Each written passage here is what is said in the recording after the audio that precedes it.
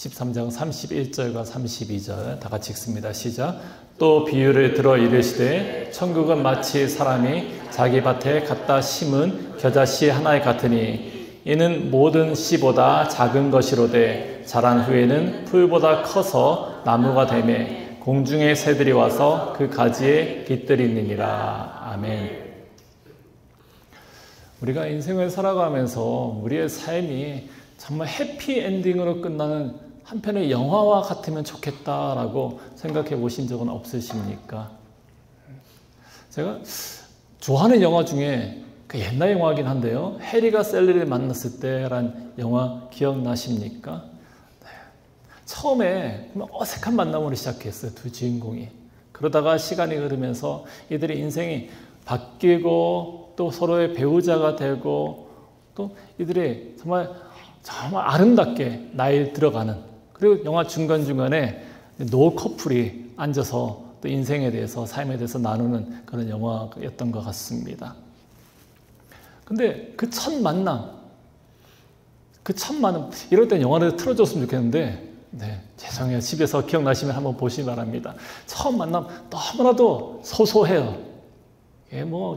인생에, 각자의 인생에 큰 영향을 끼칠 수 있을까 싶을 정도의 그냥 어색한 만남인데, 근데 그 인생, 그 한 번의 만남이 그들을 10년간의 또 교제로 또 부부관계로 이어지는 것을 봅니다. 그런데 여러분, 우리의 인생이 그런 것 같지 않습니까? 우리가 신앙생활에 하면 뭔가 극적인 일들이 일어났으면 좋겠어요. 어떤 이들은 그러잖아요. 부여받았다고. 그렇죠? 근데 그런 일들이 그렇게 흔하지 않은 것 같아요. 큰 기적들이 일어나고 또 집회에 참석하면 방언을 받고 또 병 고침의 은사를 경험하고, 그 놀라운 일들이 막 일어났으면 좋겠는데 그런 일들이 그다지 많지 않더라는 거죠. 운명처럼 마치 큰 일이 폭발적으로 일어나는 것이 아니라 그냥 우리가 별 생각 없이 지나가는 그런 대화, 그 한마디, 어떤 눈빛 친절 하나가 나중에 우리의 마음을 열고 생각을 바꾸고 결국에 한 사람의 인생을 뒤바꾸는 그런 일들로 이어진다는 것이 우리의 삶의 모습이 아닌가 싶어요. 우리 신앙의 모습이 아닌가 싶어요. 오늘 본문에서 예수님은 하나님 나라가 그렇게 시작한다라고 얘기를 해요. 천국은 마치 자기 밭에 갖다 심은 겨자씨 하나가 같다라고 말씀은 시작합니다. 너무나도 작고 보잘것없어서 손에 올려놔도 보일까 말까 하는 그런 겨자씨예요. 그런데 그 씨앗이 심기면은 어느새 나무가 되고 또 새들이 와서 거기에서 쉼을 누릴 만큼 자라난다라고 말씀은 증거하고 있습니다. 여러분, 하나님 나라는 그렇게 아주 작은 만남, 작은 말씀 한마디, 그리고 작은 우리의 순종을 통해서 시작되는 것입니다. 누군가의 만남처럼, 어쩌면 여러분의 인생에 일어났던 아주 작은 그 만남처럼 아주 작은 순간에 하나님 나라가 시작되어지고 있다는 사실을 먼저 기억하기 원합니다. 그래서 오늘 말씀을 통해서 겨자씨처럼 시작한 하나님 나라, 그 하나님 나라가 우리 또 교회 공동체 가운데 어떻게 살아가고 있는지, 오늘 말씀의 제목처럼 하나님 나라를 품는 그런 교회가 되기 위해서 어떤 공동체가 되어야 하는지 함께 말씀 통해서 살펴보려고 합니다. 우리 바라거는 겨자씨 하나, 내가 그 하나님 나라라는 겨자씨 하나 품고 우리가 돌아갈 수 있기를 간절히 소망해 봅니다. 먼저 본문 13장 31절 다 같이 한 번 더 읽어보겠습니다. 시작. 또 비유를 들어 이르시되 천국은 마치 사람이 자기 밭에 갖다 심은 겨자씨 하나에 같으니. 아멘. 예수님께서 천국은 마치라고 시작하고 있죠. 이 비유라고 예수님이 말씀하셨는데 이 이야기의 내용이 천국, 즉 하나님 나라에 관한 이야기라는 뜻입니다. 그냥 농사 얘기가 아니라 예수님께서는 겨자씨라는 작은 씨앗 하나를 가지고 하나님 나라가 작게 시작되지만 얼마나 놀랍게 커가고 있는지 펼쳐질 것인지를 설명하고 계신다라는 겁니다. 당시 사람들에게 겨자씨 정말 가장 작은 씨앗 중에 하나였어요. 여러분들 많은 분들이 보셨을지 모르겠지만 겨자씨 하면은 펜 가지고 전문 콕 찍으면 그게 씨앗이에요. 딱 그 사이즈입니다. 눈에 띄지도 않아요. 너무나도 평범하고 초라한 그런 씨앗입니다. 그런데 그 씨앗이 땅에 심기면은 놀랍게 2m, 3m 키 큰 나무로 자라나고 또 그곳에 새들이 깃들이게 되는 거죠. 작은 것 같지만 생명력이 엄청나다라는 사실입니다. 예수님께서는 그 작은 씨앗에 하나님 나라를 비유하셨습니다. 하나님 나라는 그렇게 보잘것없어 보이지만 그 안에는 상상할 수 없는 생명력이 담겨 있다라는 거죠. 누가복음 8장에서는 이 밭에 뿌려진 이 씨가 다름 아니라 하나님 말씀이다라고 분명하게 예수님이 말씀하셨어요. 그 씨는 다름 아니라 하나님 말씀이라고요. 우리 지난 시간에 4가지 밭에 대해서 살폈잖아요. 그 밭에 심겨진 뿌려진 그 씨는 하나님 말씀이라는 거죠. 복음인 것입니다. 복음이 무엇인가요? 히브리서 4장 12절 말씀에서는 하나님 말씀은 살아있고 활력이 있어 좌우에 날선 어떤 검보다도 예리하여 혼과 영과 관절과 골수를 찔러 쪼가기까지 하고 우리의 마음의 생각과 뜻을 판단한다. 복음은 살아있는 역사하는 능력입니다. 우리의 내면이 어떻든지 간에 그 깊숙한 곳에서 역사하는, 그래서 우리의 마음을, 우리 심령을 찔러서 회개하게 만들고 새 사람으로 살게 하는 그런 살아있는 능력이 복음입니다. 또 어떻습니까? 골로새서 1장 13절과 14절은 그가 우리를 흑암의 권세에서 건져내서 그의 사랑의 아들의 나라로 옮기셨으니 그 아들 안에서 우리가 속량 곧 죄사함을 얻었도다. 아멘. 복음은 우리를 죄에서 해방시키는 겁니다. 그래서 죽음에서 생명으로 옮겨놓는 능력이라고 할 수 있죠. 또 복음은 상한 일을 고치시는 능력이 되는 말씀이에요. 시편 147편 3절 말씀은 상심한 자들을 고치시며 그들의 상처를 싸매시는도다. 로마서 15장 13절도 그렇죠. 소망의 하나님이 모든 기쁨과 평강을 믿음 안에서 너희 안에 충만하게 하사 성령의 능력으로 소망에 넘치게 하시기를 원하노라. 아멘. 복음은 우리의 상한 심령을 싸매고 무너진 삶을 일으키고 다시 걸을 수 있도록 힘을 주는 그런 능력이 되는 줄 믿습니다. 세상에는 우리가 기대할 때 때로는 우리를 실망시키고 견고하다고 믿었던 그것이 무너지는 그 경험을 우리가 할 때가 있잖아요.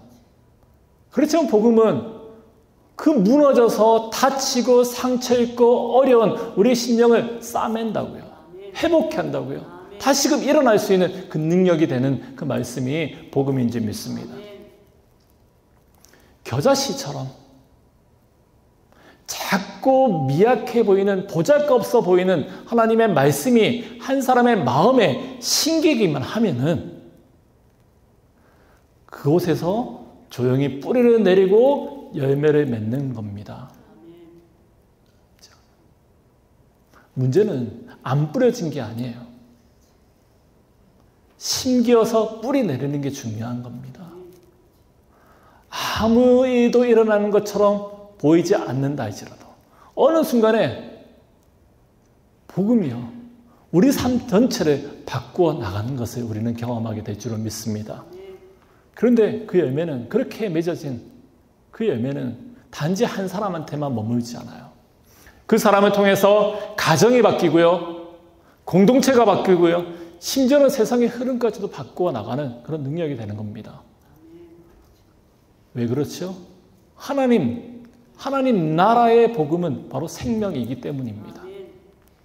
그리고 그 씨앗은, 그 복음의 씨앗은 누구에게나 주어지는 거예요. 문제는 그 말씀이 내 마음밭에 지금 심겨져 있는가? 아니면은 그냥 무시하고 지나가는가? 나는 지금 그 말씀을 잘 가꾸어 나가고 있는가? 이것이 문제라는 거죠. 말씀은 자동으로 자라나지 않아요. 말씀을 품고 기도하고 순종하며 나갈 때 그 씨앗은 뿌리를 내리고 열매를 맺을 줄 믿습니다. 정말 오늘 너무나 답답하고 어렵지만 또 매일매일 그다지 큰 의미가 없어 보이지만 예배드리기를 기뻐하고 말씀을 읽고 작은 순종을 쌓아 나갈 때 그 과정 속에서 하나님 나라가 자라나게 되는 것입니다. 극적이잖아요. 때로는 그런 역사를 주지만은 늘 그렇지 않다라는 거죠. 일반적인 것은 자라나는 겁니다. 여러분의 삶 속에서 지금 자라나고 있는 하나님 나라는 어떤 모습으로 드러나고 있습니까? 혹시 그런 생각 가지고 있을 수도 있어요. 나는 너무나도 부족합니다. 나는 별 변화도 없는 것 같아요.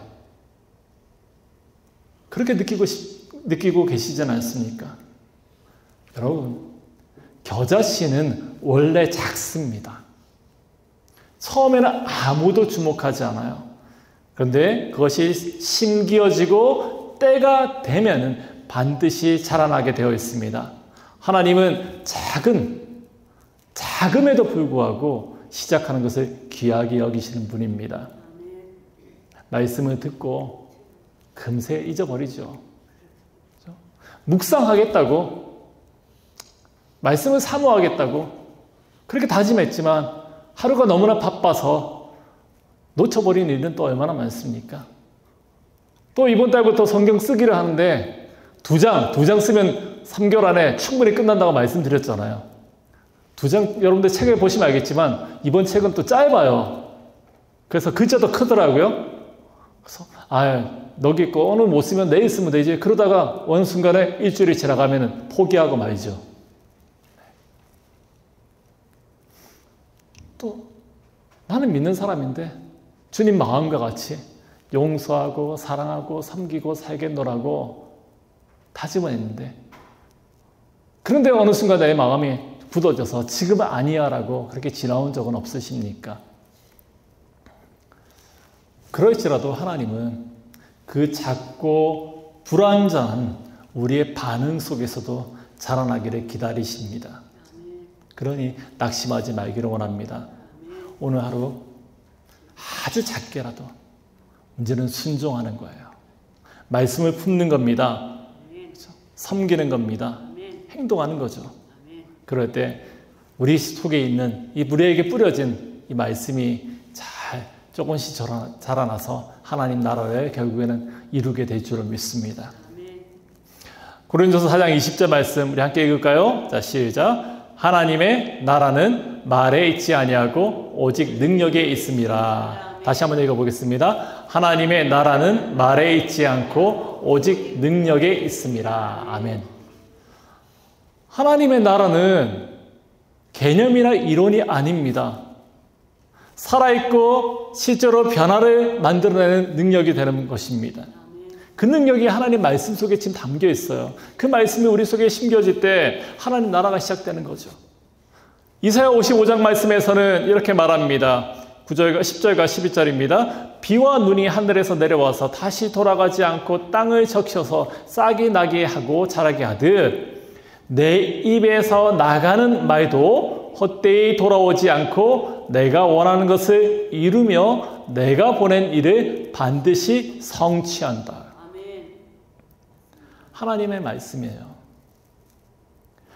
내 입에서 나가는 말이 헛되지 않고 내가 하나님이 원하는 것을 반드시 이루고 성취한다라고 증거하고 있는 겁니다.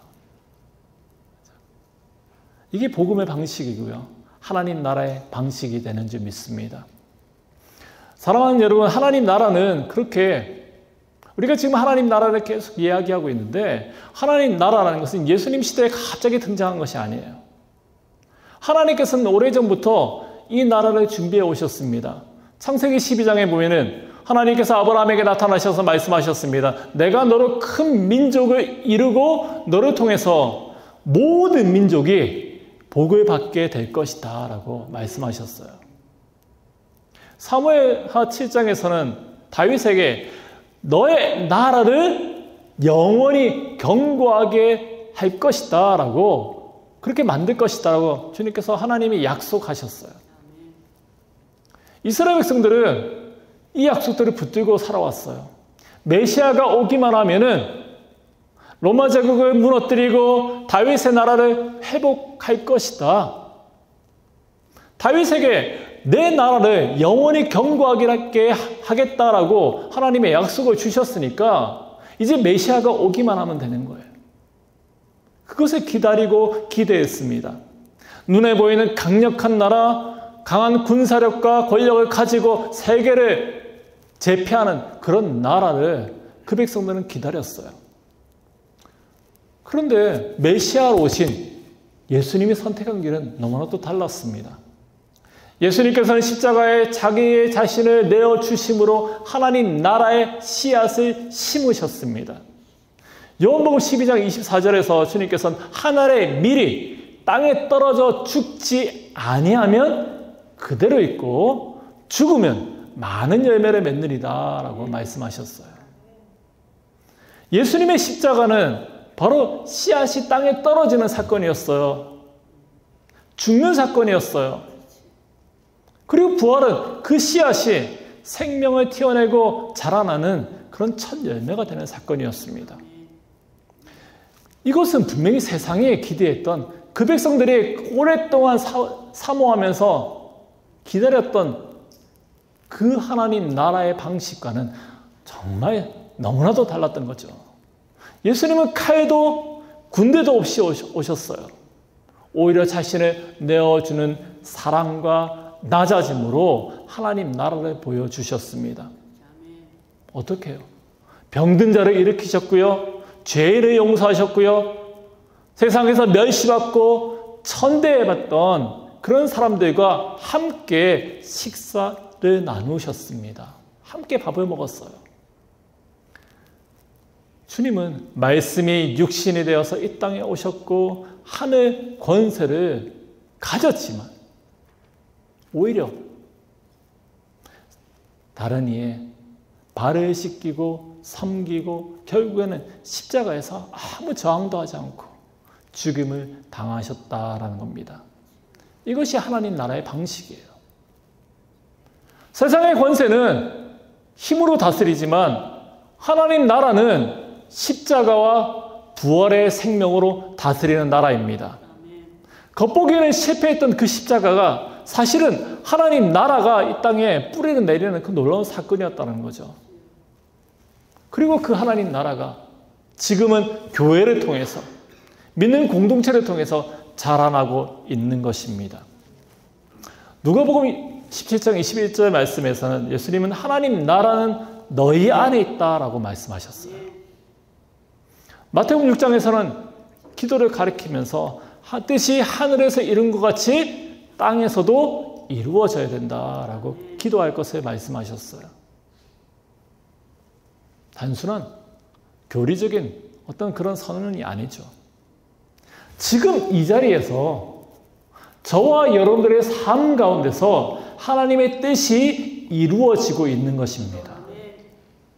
그렇다면 우리 교회는 지금 어떤 모습으로 하나님 나라를 보여주고 있습니까?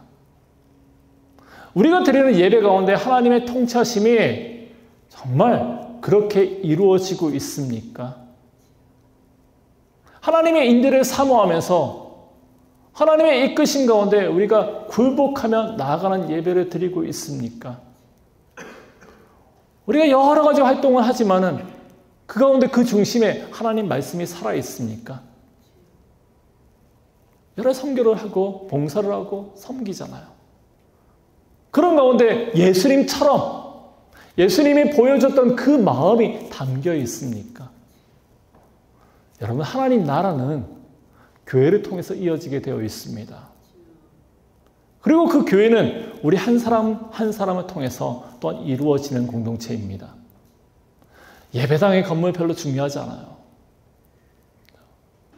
문제는 교회 공동체 안에 성령님께서 교회를 운행해 나가시고 또 성도된 우리의 삶의 중심에서 다스리고 계신가라는 것이 중요하다는 사실입니다. 내가 정말 성령님의 민감한 가운데 그 이끄심에 따라서 살아가고 있는지가 중요하다는 사실이에요. 여러분들이 생활하는 직장, 가정, 교회 바깥 곳곳에서 예수님이 여러분들의 왕이 되시기를 소망합니다. 내가 하는 말, 어떤 메시지, 어떤 행동에서도 예수님이 주인 되기를 간절히 소망합니다. 하나님 지금도요, 작은 미랄과 같은, 겨자씨와 같은 아무 보잘것없이 보이는 그런 사람들을 통해서 하나님 나라를 확장하고 계시는 줄 믿습니다. 혹시 나는 미랄만도 못해요. 아니죠. 일을 이루시는 일은 하나님이세요. 문제는 씨앗이 복음이 심기기만 하면은 반드시 열매가 맺어지게 되어 있어요. 내게 심겨진 이 씨앗이 워킹하지 않는 혹시 돌멩이가 있습니까? 마음에 견고함이 있습니까? 걱정이 있습니까? 열어야죠. 복음이 뿌리를 내릴 수 있도록 우리가 사모하는 그 열심이 우리 가운데 있기를 간절히 소망합니다. 우리의 작은 순종과 어떤 섬김, 헌신이 하나님 나라에 그래서 확장일 수가 있는 거죠. 왜 그렇죠? 우리가 늘 요즘에 예배 마친 설교 이후에 부르는 찬양이 우리는 움직인 주의 움직이는 교회예요. 그 제목과 같이 우리 한 사람 한 사람이 주님의 움직이는 교회이기 때문입니다. 교회는 단지 건물이 아닙니다. 예수님의 통치하심의 삶으로 살아내는 그런 사람들입니다. 그래서 하나님 나라가 교회 안에서 자라나는 것이 아니라 교회를 통해서 흘러나가게 되어 있습니다. 여러분들이 있는 자리에서, 여러분들이 일하는 그 자리에서 만나는 이들 가운데 정말 하나님 나라가 드러나게 되기를 간절히 소망합니다.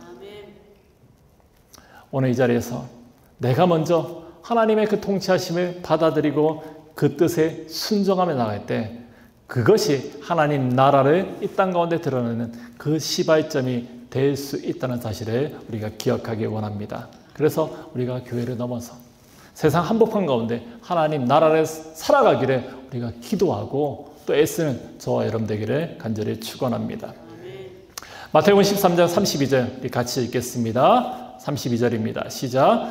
이는 모든 씨보다 작은 것이로되 자란 후에는 풀보다 커서 나무가 되매 공중의 새들이 와서 그 가지에 깃들이니라. 아멘. 여기서 겨자씨가 보니까 단지 작게 자라는 그런 식물이 아닌 것 같아요. 나무가 되고 새들이 깃든다. 이것만 보더라도 거대해 보이지 않습니까? 근데 여기에 어떤 구약적인 의미도 있는 것 같아요. 구약에서 보면 새들이 깃들인다라는 이미지는 여러 민족들이 하나님의 구원의 은혜 가운데 모여드는 그런 모습을 상징합니다. 에스겔 17장 23절에서는 이렇게 말합니다. 이스라엘 높은 산에 심으리니 그 가지가 무성하고 열매를 맺어서 아름다운 백향목이 될 것이요 각종 새가 그 아래에 깃들이며 그 가지 그늘에 살리라. 아멘. 지금 이 말씀이 묘사하고 있는 것은 하나님 나라가 이스라엘 공동체를 넘어서 열방까지 품게 될 것이다 라는 것을 미리 예언하는 내용이에요. 이것이 어디서 누구를 통해서 성취되었습니까? 예수님이죠. 예수님께서는 본인을 통해서 성취된 그 하나님 나라가 이루어짐을 지금 비유로 드러내고 있는 거예요. 작디 작은 겨자씨가 자라서 결국에는 민족과 세대와 문화를 초월한 모두를 품는 그런 나무로 자라게 될 것이다 라는 것을 보여주고 있는 거죠. 이 말씀은 교회의 모습을 보여주는 것이기도 해요.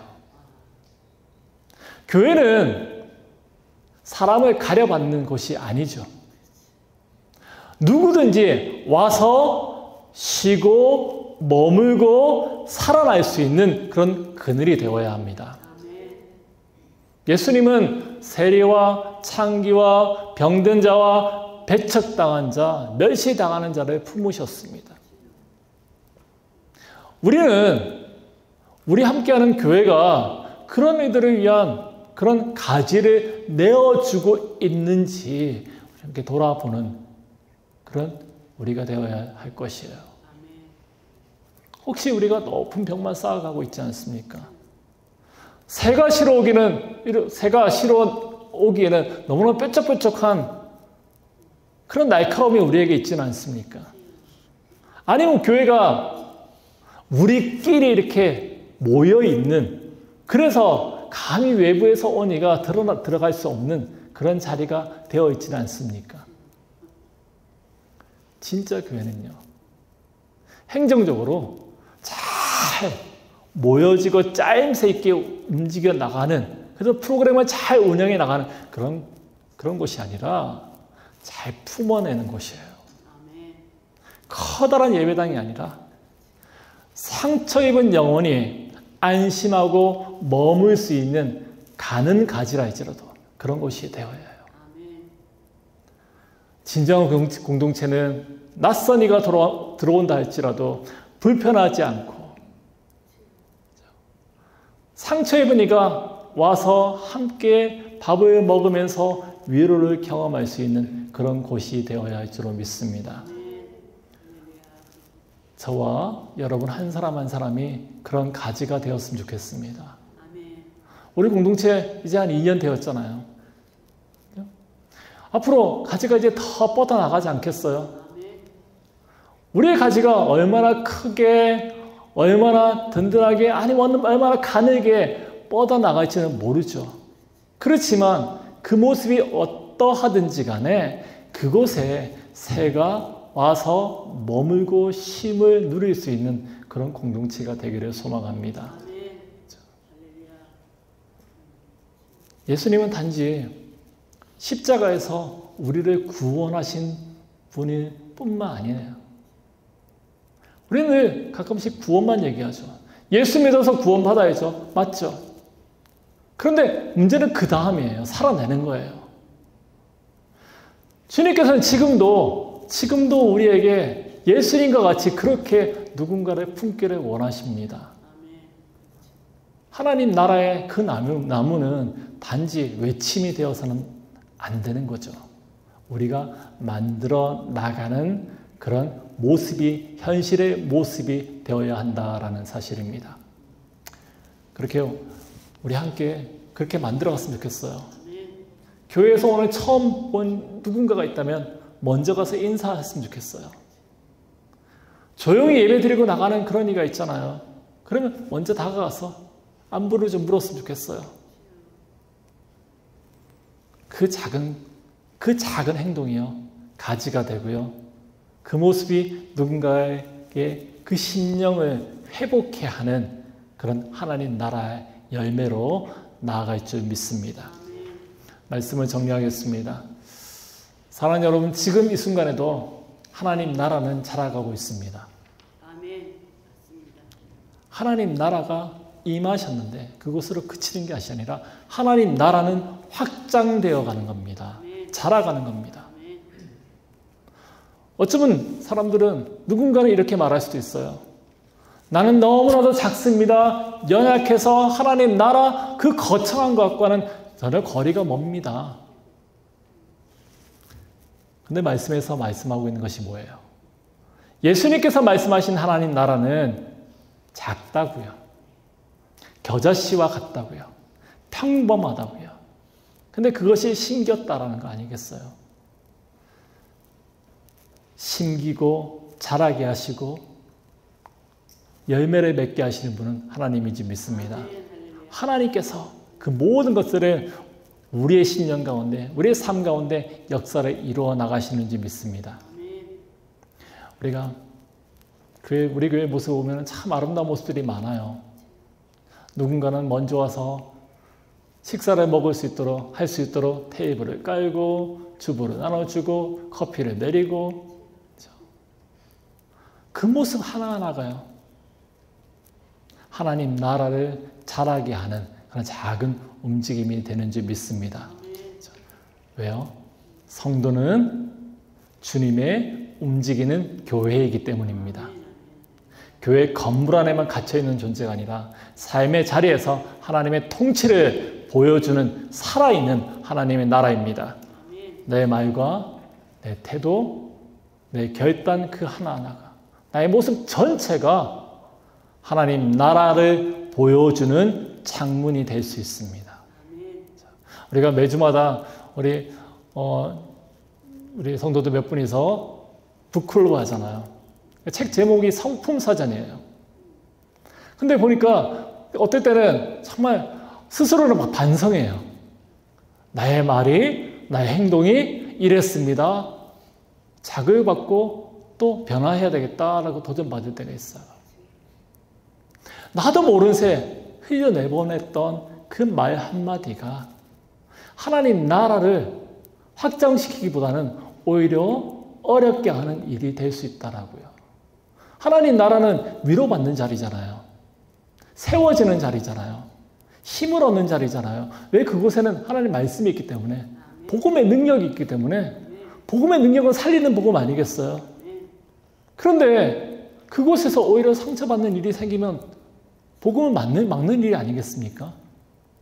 우리 공동체는 살리는 공동체 되었으면 좋겠어요. 우리가 늘 기도하는 것은, 저도 가끔씩 지나갈 때마다 죄송한 말이지만 이 프리웨이를 지나갈 때 우리 교회를 보잖아요. 그래서 그런 기도가 나와요. 하나님, 저 교회 나한테 주면 안 돼요? 솔직하게 얘기할게요. 하나님, 저 건물 우리 교회한테 주면 안 돼요? 그런데 그 기도마저도 하나님의 뜻이 아닐 수도 있죠. 나의 욕심이 있는 거예요. 그것보다는 정말 우리 공동체가 누가 오더라도 환영받고 세워지고 힘을 얻고 각자가 서 있는 자리에서 하나님 나라를 일궈내는 그런 공동체로 나가는 것이 더 중요하지 않겠습니까? 하나님 나라가 확장되는 것은 우리 한 사람 한 사람 그 심장 가운데서 시작되는 일입니다. 우리가 어떠한 상태에 있는지 중요하잖아요. 문제는 우리 속에 어떤 씨앗이 뿌려졌고 그것을 얼마나 붙들고 나가느냐예요. 하나님이 자라게 하십니다. 그러니 기대하고 나갑시다. 내가 심는 이 기도의 씨앗 하나하나가 누군가를 살리게 되고 세상을 품는 그늘이 될 줄로 믿습니다. 내가 손 내미는 그 손짓 하나가 하나님 나라를 일구어내는 그 능력이 될 줄로 믿습니다. 그렇죠? 그렇게 우리 공동체가 하나님 나라를 심고 품으며 자라게 하는 그런 교회로 나가기를 간절히 축원하고 또 소망합니다. 기도하겠습니다.